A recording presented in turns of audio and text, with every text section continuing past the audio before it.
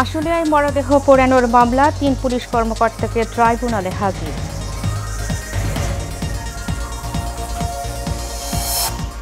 ডাকসু নির্বাচনের জন্য মে মাসের প্রথমার্ধে কমিশন গঠন জানিয়েছে ঢাবি কর্তৃপক্ষ।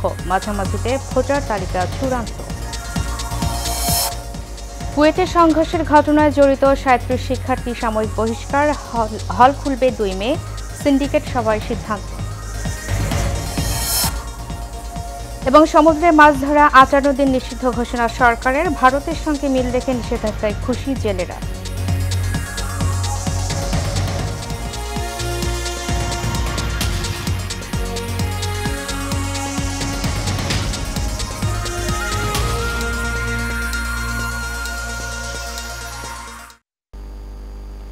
স্বাগত এশিয়ান নিউজে, সাথে আছি আমি উর্মি আক্তার। এতক্ষণ শুনছিলেন বিআরবি কেবল ইন্ডাস্ট্রিজ লিমিটেড সংবাদ শিরোনাম।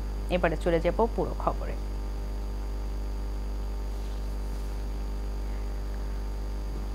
জুলাই আগস্টে ছাত্র আন্দোলন চলাকালীন সাভারের আশুলিয়ায় মরদেহ পোড়ানোর ঘটনায় মানবতা বিরোধী অপরাধে অভিযুক্ত ৩ পুলিশ কর্মকর্তাকে আন্তর্জাতিক অপরাধ ট্রাইব্যুনালে হাজির করা হয়েছে। সকাল 10টার দিকে ট্রাইব্যুনালে আনা ৩ পুলিশ কর্মকর্তা হলেন ঢাকা জেলার সাবেক অতিরিক্ত পুলিশ সুপার মোহাম্মদ আবদুল্লাহিল কাফি, অতিরিক্ত সুপার মোহাম্মদ শাহিদুল ইসলাম ও সাবেক ডিবি পরিদর্শক মোহাম্মদ আরাফাত হোসেন। প্রসিকিউশনের আবেদনে গত ৮ এপ্রিল আন্তর্জাতিক অপরাধ ট্রাইব্যুনালের চেয়ারম্যান বিচারপতি মোহাম্মদ গোলাম মর্তুজা মজুমদারের নেতৃত্বে বিচারিক প্যানেলে ১৫ এপ্রিল ট্রাইব্যুনালে হাজিরের নির্দেশ দেন।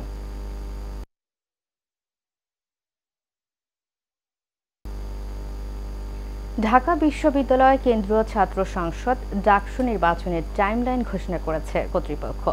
আগামী মে মাসে নির্বাচন কমিশন গঠন ও ভোটার তালিকা চূড়ান্ত করা হবে বলে জানানো হয়েছে।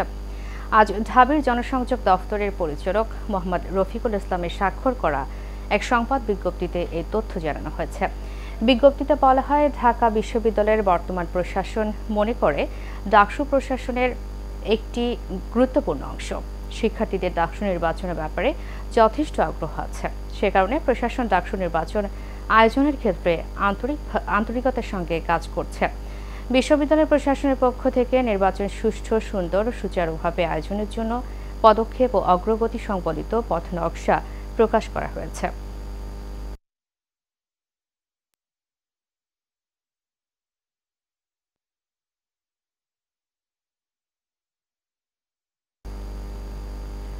খুলনা প্রকৌশল ও প্রযুক্তি বিশ্ববিদ্যালয়ের সংঘর্ষের ঘটনায় জড়িত ৩৭ জন শিক্ষার্থীকে সাময়িক বহিষ্কারের সিদ্ধান্ত নেওয়া হয়েছে। এছাড়া আগামী ২ মে হল খোলা হবে বলে ৪ মে থেকে শিক্ষা কার্যক্রম শুরু করা হবে। রাতে জরুরি সিন্ডিকেট সভায় এ সিদ্ধান্ত নেওয়া হয়। এদিকে হল না খোলা পর্যন্ত প্রশাসনিক ভবনের সামনে অবস্থানের সিদ্ধান্ত নিয়েছে শিক্ষার্থীরা। এর আগে রোববার বেলা ৩টা থেকে তারা সেখানে অবস্থান করছেন। কুয়েটের জনসংযোগ কর্মকর্তা শাহিদুজ্জামান শেখ জানান, রাতে জরুরি সিন্ডিকেট সভা অনুষ্ঠিত হয়। সভায় গত ১৯ ফেব্রুয়ারি গঠিত তদন্ত কমিটির প্রতিবেদন উপস্থাপন করা হয়।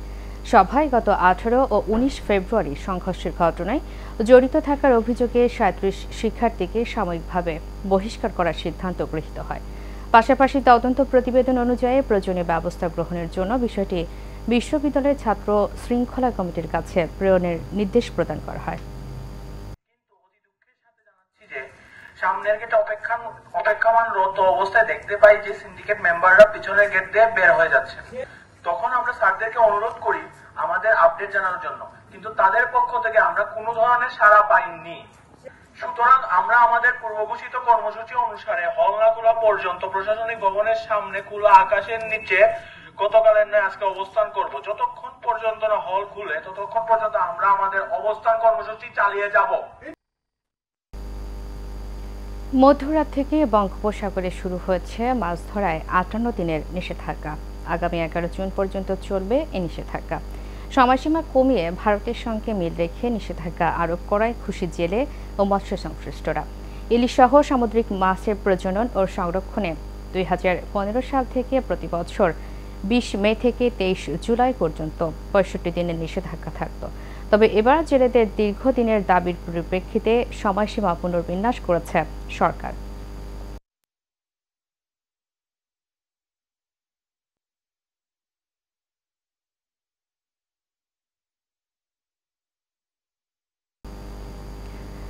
দর্শক, এ বিষয়ে আরও খবর জানাতে কক্সবাজার থেকে সরাসরি যুক্ত হচ্ছেন আমাদের সহকর্মী মোহাম্মদ শফিক।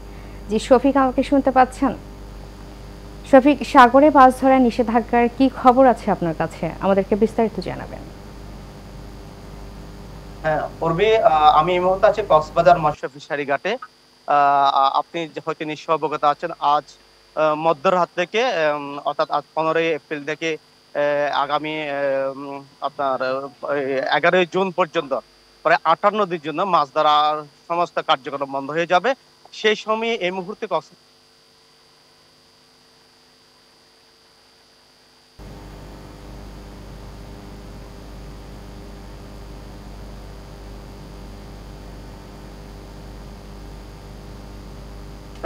জানিয়ে রাখতে চাই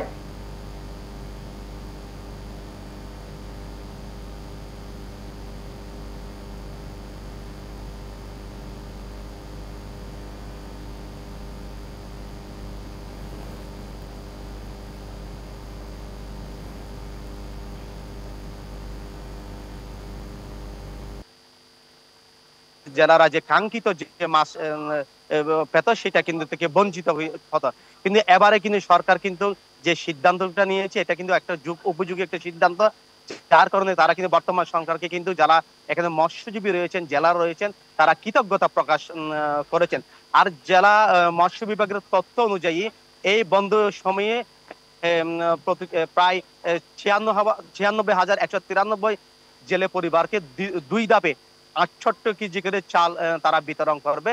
এবং এই এই যে বন্ধের সময় তারা মাছ প্রজনন উৎপাদন সময়টাকে সফল করার জন্য এখানে নৌবাহিনী, কোস্টগার্ড এবং যারা মৎস্যজীবী সমন্বয়ে এটা শেষ করার জন্য বিভিন্ন ধরনের তারা প্রস্তুতি গ্রহণ করেছে।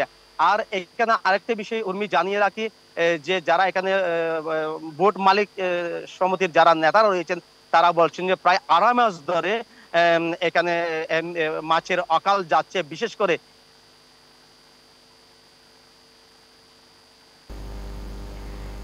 জি শফিক, আপনাকে অসংখ্য ধন্যবাদ আমাদের সাথে যুক্ত হওয়ার জন্য। দর্শক, কক্সবাজার থেকে সাগরে মাছ ধরার নিষেধাজ্ঞার খবর নিয়ে আমাদের সাথে যুক্ত ছিলেন আমাদের সহকর্মী শফিক।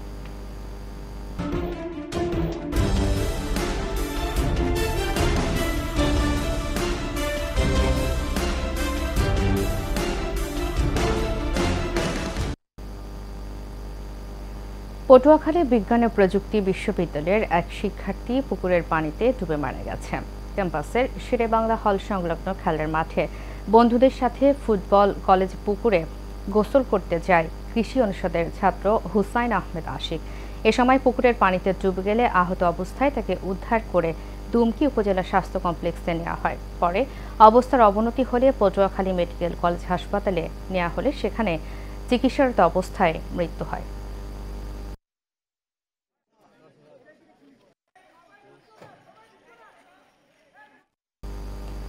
কুড়িগ্রামের উলিপুর উপজেলার ধামশ্রেণী ইউনিয়ন পরিষদ থেকে রোহিঙ্গাদের জন্ম সনদ দেওয়ার ঘটনায় ইউপি চেয়ারম্যান, সচিব, হিসাব সহকারী সহ কম্পিউটার দোকানদার মোসলেম উদ্দিন বাবুকে দায়ী করে প্রতিবেদন জমা দেওয়া হয়েছে। উপজেলা প্রশাসনের গঠিত তদন্ত কমিটি এই প্রতিবেদন জমা দেয়। এর আগে গত 28 মার্চ ধামশ্রেণী ইউনিয়ন পরিষদ থেকে Cox's Bazar, Teknaf, Rangamati, Philippines, Japan, Saudi Arab ও ইতালি সহ বিভিন্ন দেশে জন্মসনদ দেখিয়ে রোহিঙ্গা সহ বিদেশিদের জন্মসনদ দেওয়ার অভিযোগ নিয়ে এশিয়ান টেলিভিশনে প্রতিবেদন প্রচার করা হয়। পরে নড়ে চড়ে বসে প্রশাসন। এ ঘটনায় তদন্ত কমিটি গঠন করে উপজেলা প্রশাসন।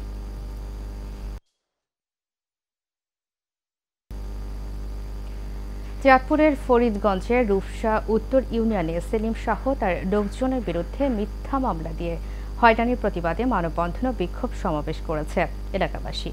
সকালে উপজেলার পশ্চিম রূপসা এলাকায় এই মানববন্ধন করা হয়। এতে এলাকার শতাধিক নারী, পুরুষ অংশ নেন। এ সময় বক্তব্য রাখেন পশ্চিম রূপসা এলাকার বাসিন্দা আব্দুল হান্নান, তাসিফ, ফাহাদ, আবু তাহের, হাসিনা বেগম সহ অনেকে। বক্তারা সেলিম সহ তার লোকজনের বিরুদ্ধে দেয়া মিথ্যা মামলা ও হয়রানি বন্ধে প্রশাসনের সুদৃষ্টি কামনা করেন।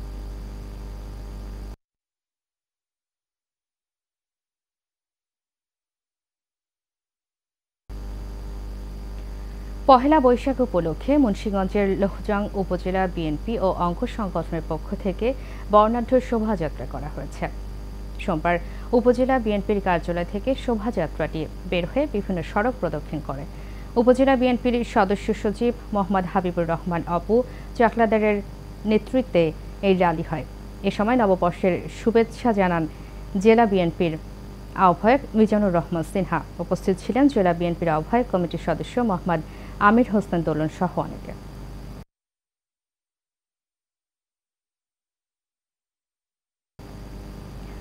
মানিকগঞ্জের শিবালয়ের শোভাযাত্রা, লোকজ মেলা, সাংস্কৃতিক অনুষ্ঠান সহ নানা আয়োজনের মধ্য দিয়ে পালিত হল বাংলা নববর্ষ।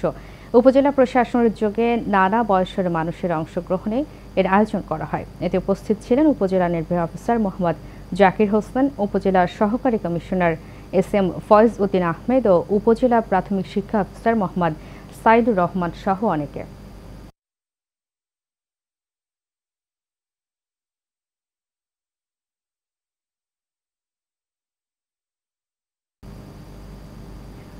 টাঙ্গাইলের মির্জাপুরে আজগানা উচ্চ বিদ্যালয়ের উদ্যোগে বাংলা নববর্ষ উদযাপন উপলক্ষে বৈশাখী মেলা ও বার্ষিক পুরস্কার বিতরণ করা হয়েছে।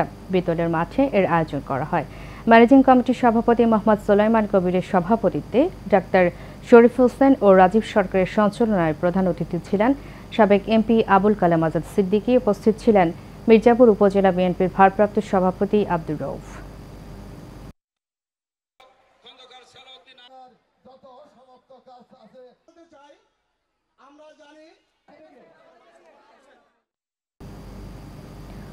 পহেলা বৈশাখ উদযাপন উপলক্ষে ময়মনসিংহের জয়নুল আবেদিন পার্ক বৈশাখী মঞ্চে জাতীয় সঙ্গীত পরিবেশন, সাংস্কৃতিক অনুষ্ঠান ও আলোচনা সভা হয়েছে। প্রধান অতিথির বক্তব্য রাখেন বিভাগীয় কমিশনার মোহাম্মদ মুখতার আহমেদ। আরও বক্তব্য রাখেন জেলা প্রশাসক মুফিদুল আলম, ময়মনসিংহ রেঞ্জ অতিরিক্ত ডিআইজি আবু বকর সিদ্দিক ও পুলিশ সুপার কাজী আক্তার উল আলম।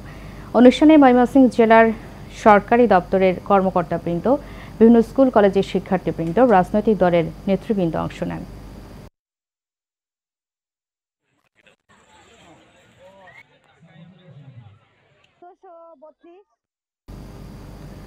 টাঙ্গাইলে সম্প্রীতি ও সংস্কৃতির মিলন মেলা অনুষ্ঠিত হয়েছে। এ উপলক্ষে আয়োজিত অনুষ্ঠানে প্রধান অতিথির বক্তব্য রাখেন ঢাকা বিভাগীয় বিএনপির সহ সাংগঠনিক সম্পাদক বেনজির আহমেদ টিটো। এ সময় উপস্থিত ছিলেন সাম্যের পথের সহ সভাপতি এলিজা চৌধুরী, সাধারণ সম্পাদক মহিলা ডাক্তার ফাতেমা ইয়াসমিন সহ অনেকে।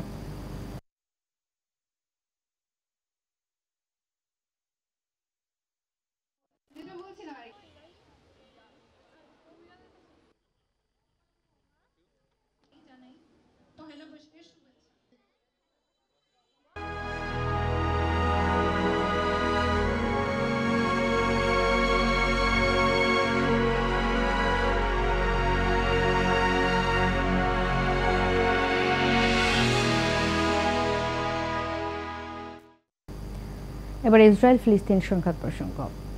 হামাসকে নিরস্ত্র করার ইসরায়েলের দাবি অগ্রহণযোগ্য বলে মন্তব্য করেছে ফিলিস্তিনের সশস্ত্র সংগঠনটি। হামাসের মুখপাত্র সামি আবু জোহরি আল জাজিরাকে দেওয়া এক সাক্ষাৎকারে একথা বলেন। এ সময় তিনি বলেন, হামাস ইসরায়েলের নতুন যুদ্ধবিরতির প্রস্তাব পর্যালোচনা করছে এবং যত তাড়াতাড়ি সম্ভব সাড়া দেবে।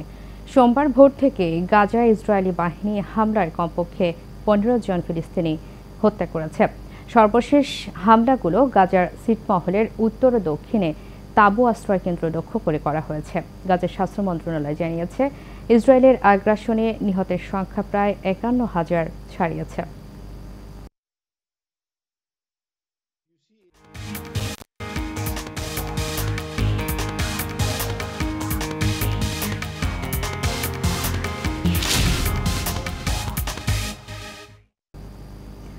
এবারে আন্তর্জাতিক সংবাদ।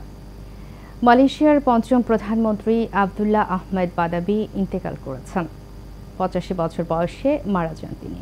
সাম্প্রতিক সময়গুলোতে তার স্বাস্থ্যের অবস্থার অবনতির দিকে যাচ্ছিল।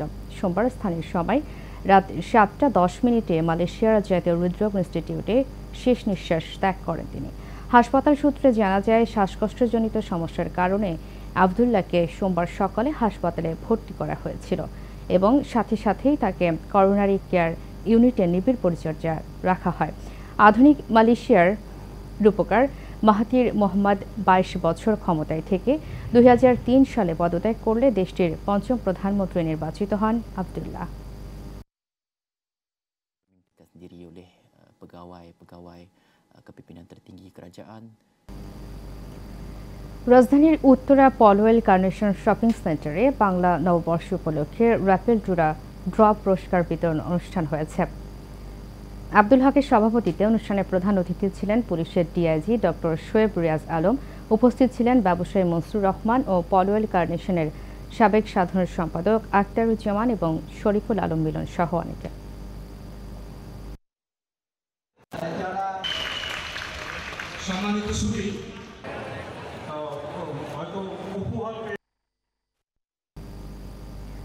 রাজধানীর উত্তরা পূর্ব থানার সংলগ্ন এলাকায় সাংবাদিক নির্যাতনের প্রতিবাদে এক মানববন্ধনের আয়োজন করা হয়।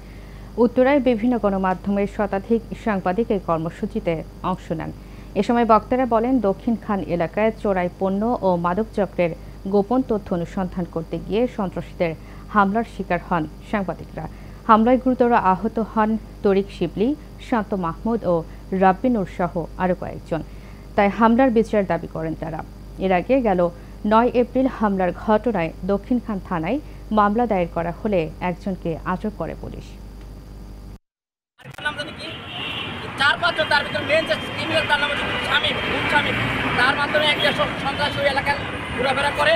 বর্তমানে তারা বাড়ার টাকার বিনিময়ে মানুষ মারে, এই ধরনের কিশোরগঞ্জে অ্যাটাক করেছে এই আমাদের চ্যানেল এস টিম এবং আমাদের মিজান এবং আমাদের জাহাঙ্গীর সিদ্ধা এবং শিবাকে। আমাদের সাংবাদিক ঐক্যবদ্ধ না হওয়ার কারণে আমরা কি প্রতিবারই মার খেয়ে যাবো? আপনাদের কাছে আমি প্রশ্ন রেখে যাই, আগামীতে উত্তরা ঐক্যবদ্ধ সাংবাদিক প্ল্যাটফর্ম করতে হবে।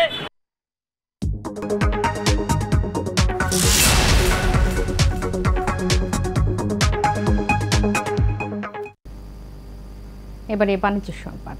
ইসলামী ব্যাংক অফিসার কল্যাণ সমিতির উদ্যোগে ব্যাংকের সকল স্তরের নির্বাহী কর্মকর্তা কর্মচারীদের মেধাবী সন্তানদের সংবর্ধনা প্রদান করা হয়েছে। রাজধানীর Institution of Diploma Engineers Bangladesh Milon আয়তনে আয়োজিত অনুষ্ঠানে প্রধান অতিথি ছিলেন ব্যাংকের managing director Mohammad Omar Faruk Khan. Islami Bank officer কল্যাণ সমিতির সভাপতি AKM মাহবুব মোর্শেদের সভাপতিত্বে বিশেষ অতিথি ছিলেন ব্যাংকের deputy managing director KM Monirul Alam Al Mamun ও মোহাম্মদ মাকসুদুর রহমান।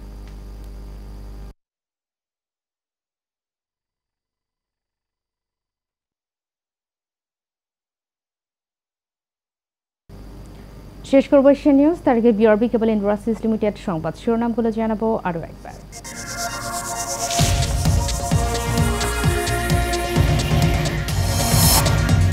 আশুলিয়ায় মরদেহ পোড়ানোর মামলা, ৩ পুলিশ কর্মকর্তাকে ট্রাইব্যুনালে হাজির।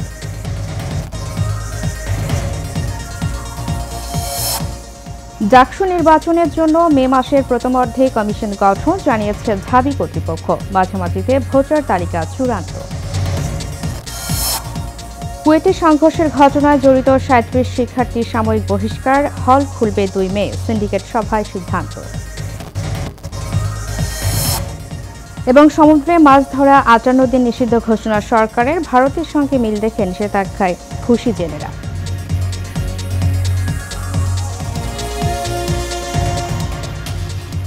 এশিয়া নিউজ এ পর্যন্তই। পরবর্তী সংবাদ দেখার আমন্ত্রণ জানিয়ে শেষ করছি। ধন্যবাদ সবাইকে।